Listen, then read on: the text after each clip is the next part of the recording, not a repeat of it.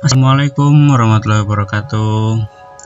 Saya Beni Setiawan, NTM 1811060384, kelas Biologi D.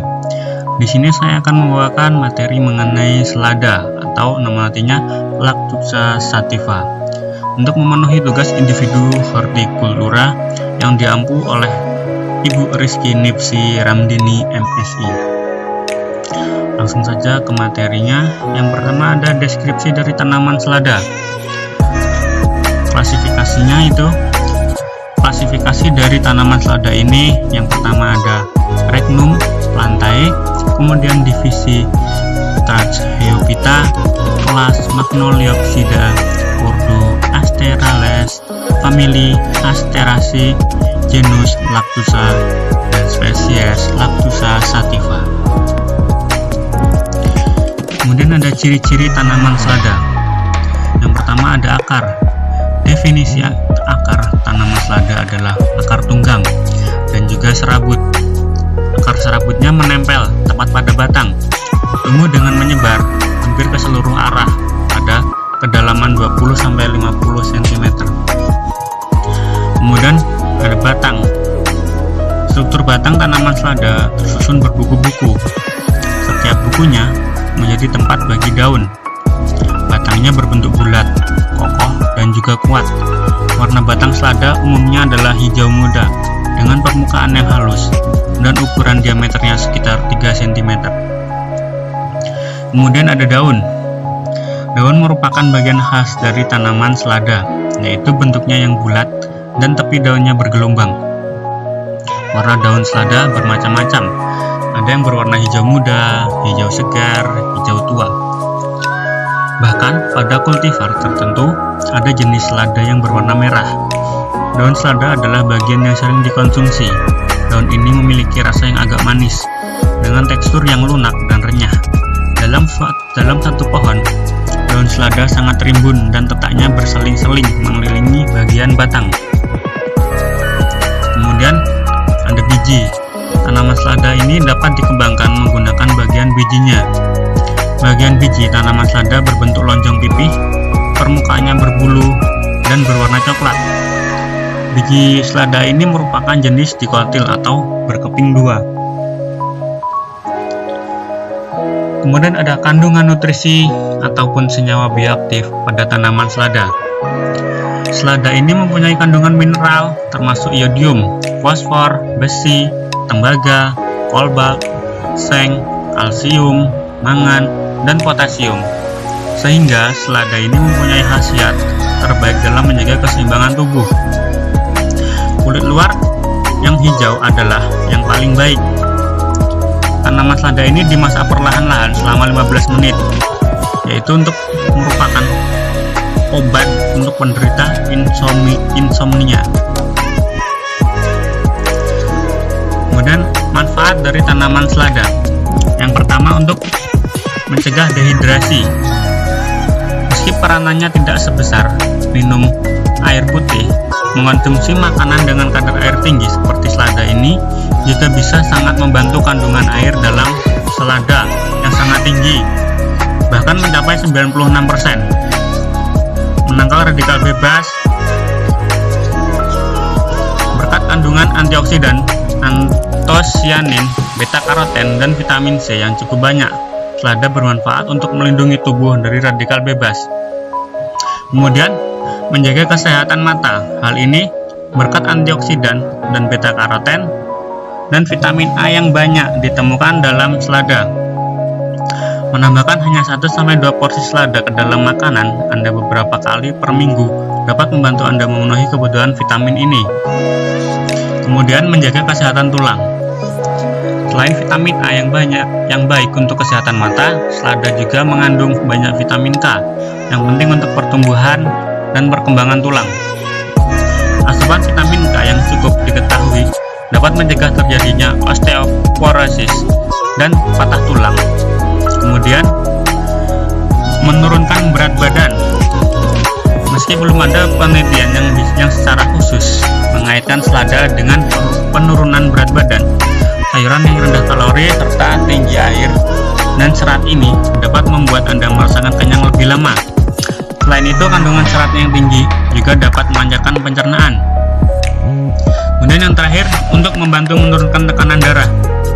Berkat kandungan kaliumnya yang memadai, selada tak hanya membantu menurunkan tekanan darah, tapi juga bermanfaat untuk mengontrol kesehatan darah.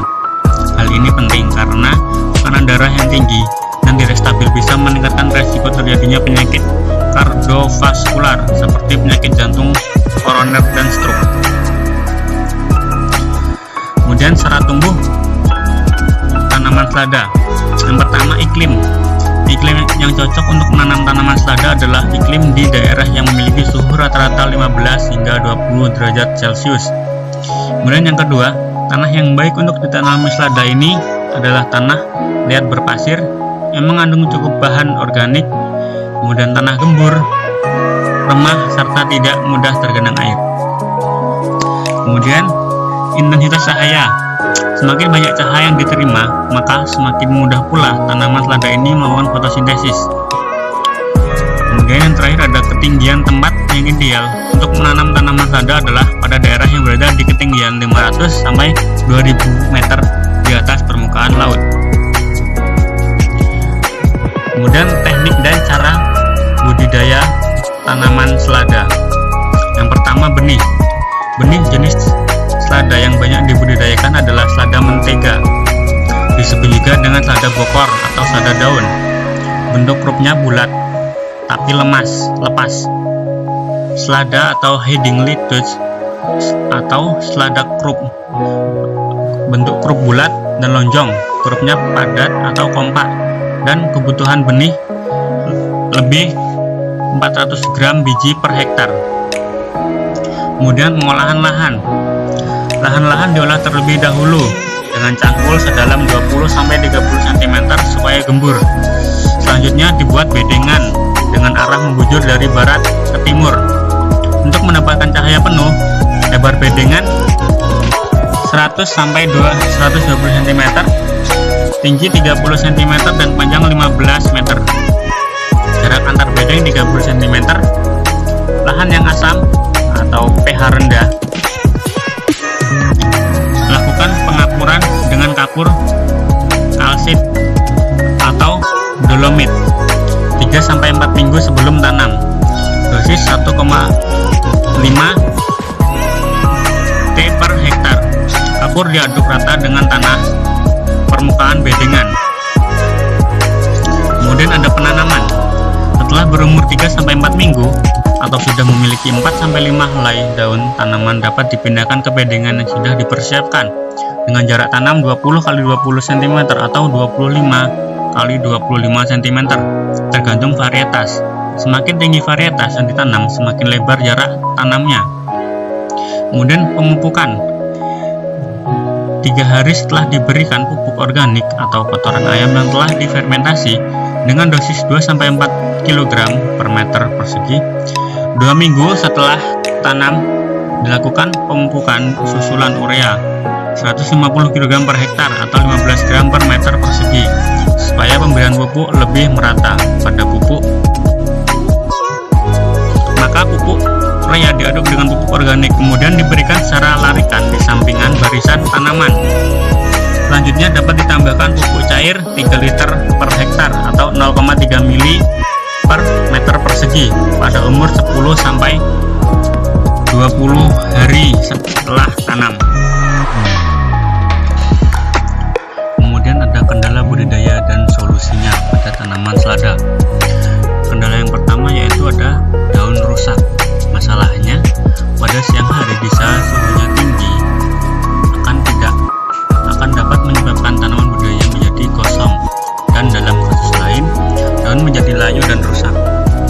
Hal ini bisa terjadi pada lokasi budidaya hidroponik yang tanpa menggunakan naungan, sehingga menyebabkan tanaman mendapatkan asupan sinar matahari yang terlalu berlebihan. Solusinya adalah dengan memasang jaring peneduh dengan intensitas 60% pada bagian atas. Hal ini akan meminimalisir tanaman agar tidak berlebihan mendapatkan sinar matahari di saat cuaca yang sangat terik. Kemudian yang terakhir ada konsentrasi larutan nutrisi. Masalahnya, yaitu di saat hari hujan, konsentrasi nutrisi terlarut di dalam bak akan semakin sedikit akibat penambahan air yang terus-menerus, hingga akhirnya akan meluap dan membuang nutrisi tersebut. Masalah lain adalah adanya beberapa senyawa kimia di udara yang ikut terbawa saat hujan, sehingga akan menyebabkan masalah serius bagi tanaman. Solusinya yaitu cara yang dapat dilakukan untuk meminimalisir masalah di atas adalah dengan memasang keran penutup arus balik ke tondon. Di saat hujan turun, tutuplah keran tersebut sehingga air hujan tidak akan masuk ke dalam tondon. Kemudian buanglah air hujan tersebut sesaat setelah hujan berhenti. Mungkin cukup sekian yang dapat saya sampaikan mengenai tanaman selada. Saya akhiri. Wassalamualaikum warahmatullahi wabarakatuh. Terima kasih.